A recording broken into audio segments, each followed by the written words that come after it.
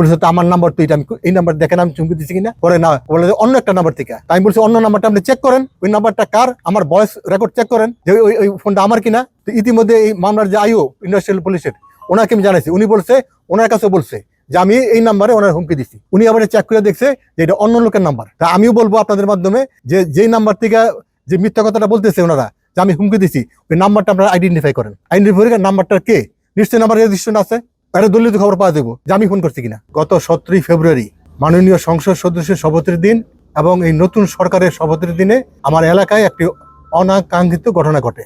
আমি যখন মাননীয় সংসদ সদস্যের শপথ গ্রহণ অনুষ্ঠানে ছিলাম, তখন আমাকে রূপগঞ্জ থানার এসআই শফিউদ্দিন সাহেব আমাকে ফোন করেন যে আপনার এলাকায় একটা ঘটনা ঘটছে, আপনি জানেন কিনা। আমি বলেছিলাম আমি কিছু জানি না। তাৎক্ষণিকভাবে আমি আমার এই এলাকার সাবেক মেম্বার, থানা বিএনপি সহসভাপতি বেলায়েত হোসেন আকন্দকে ওইখানে পাঠাই ঘটনা সম্বন্ধে অবহিত করার জন্য এবং প্রয়োজনীয় ব্যবস্থা নেওয়ার জন্য। ওইখানে গিয়ে বেলায়েত দেখে, এবং শুধু আমি না, ওই এসআই শফিউদ্দিন সাহেব ঘটনাস্থলে এসে বেলায়েতকে ফোন করে যে ভাই একটু আসেন, একটা সমস্যা হয়েছে। তারপরে বেলায়েত ওইখানে যায়।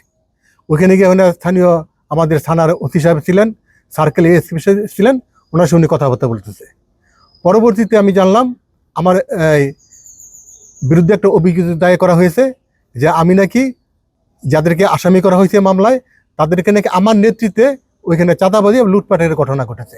এই ঘটনাটা সম্পূর্ণ মিথ্যা বানোয়াট ভিত্তিহীন। আমি আপনাদেরকে আমন্ত্রণ জানিয়েছি আমার প্রতিবাদ জানানোর জন্য এবং প্রকৃত ঘটনা, সত্য ঘটনা উদ্ঘাটনের জন্য আপনাদেরকে আমি আহ্বান জানাচ্ছি। এই এই ফ্যাক্টরি বা আমি একটা কথা বলতে চাই।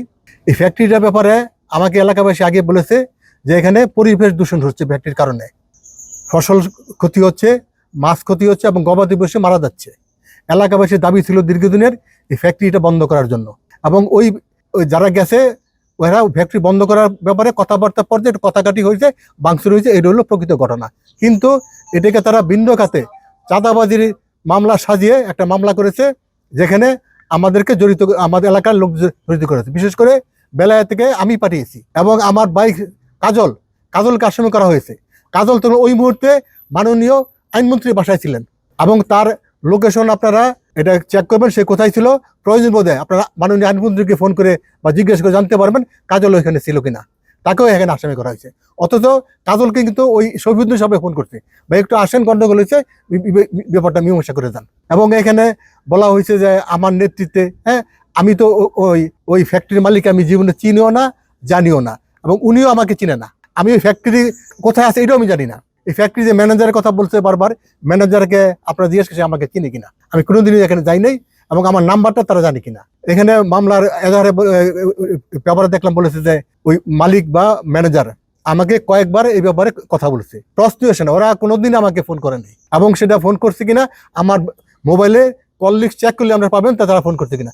যদি তারা ফোন করতো, এরকম যে ঘটনা ঘটে যেত, আমি এর তাৎক্ষণিক ব্যবস্থা নিতাম। আমরা বিএনপি করি, আমরা চাঁদাবাজির বিরুদ্ধে আমাদের অবস্থান। আপনারা জানেন আমাদের নেতা বাংলাদেশের প্রধানমন্ত্রী তারেক রহমানের 31 দফা কর্মসূচি বাস্তবায়নের ব্যাপারে, এবং আমাদের রূপগঞ্জের মাননীয় সংসদ সদস্য মুস্তাফিজুর রহমান দীপু ভূঁইয়ার স্বপ্নের রূপগঞ্জ করার ব্যাপারে আমরা সবাই তৎপর রয়েছি। আমরা সে এলাকার উন্নয়ন, এলাকার সন্ত্রাস চাঁদাবাজি বন্ধের ব্যাপারে আমরা তৎপর রয়েছি। আমরা কোনো চাঁদাবাজিকে আমরা প্রশ্রয় দিই না, আমরা প্রশ্রয় দিব না।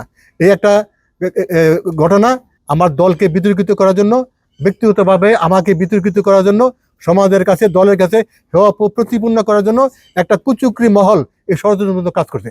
আপনাদের কাছে অনুরোধ, আপনারা তদন্ত সাবেককে সাংবাদিক ভাইদের মধ্যে আমি বলছি, আপনারা এটা সঠিক তথ্য উদ্ধার করে জাতির কাছে উপস্থাপন করবেন।